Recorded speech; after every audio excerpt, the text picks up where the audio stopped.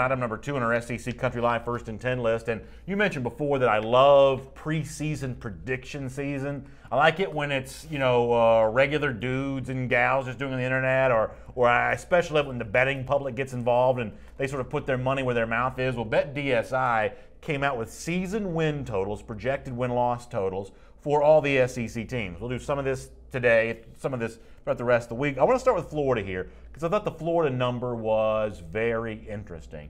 It is an even 7. Now, 7's not an even number, but there's no half attached to this, Right. It is just 7. Over 7 wins, under 7 wins for the Florida Gators. Yeah, you know where I'm sitting on this.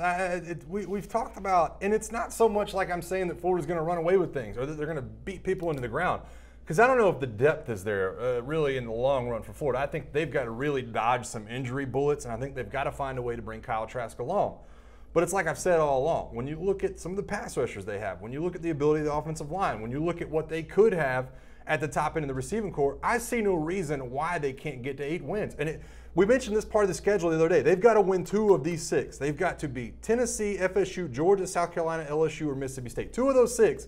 And they really, in my book, get to 8 wins because I think the other 6 games are pretty slam dunk for them. So I look at 7. I think maybe that's spot on when it comes to Vegas, but I'm putting all my money on getting to 8 and possibly even 9. I think that at Mississippi State's a really tough game. I think home against LSU is a really tough game. Georgia, obviously, it speaks for itself what it is. I think South Carolina sort of speaks for itself what it is. And right now, I think that you worry about a 6th consecutive loss to Florida State. Now, I'm not going to tell you that Florida doesn't win any of those games, but I think, winning 2 of those games is going to be pretty hard to do for a roster right now that you don't see a lot of sure things. Now, you can run across the entire list and say, well, what if Martez Ivey becomes that rock solid left tackle? What if is it Jawan Taylor, the guy on the other side? What if he becomes the perfect bookend to him on the right side? What if Felipe Franks? What if Jordan Scarlett comes back? What if Van Jefferson finds a home? You can do a lot of what ifs.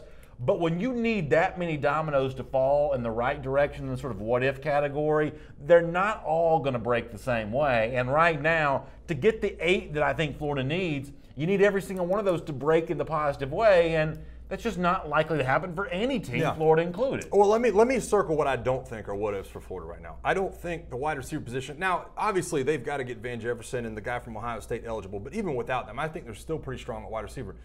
That's not so much a what-if as what's the ceiling for me. I think the offensive line is going to be good. I don't think that's a what-if for me. I think the pass rush is going to be good, and I think the secondary is going to be solid.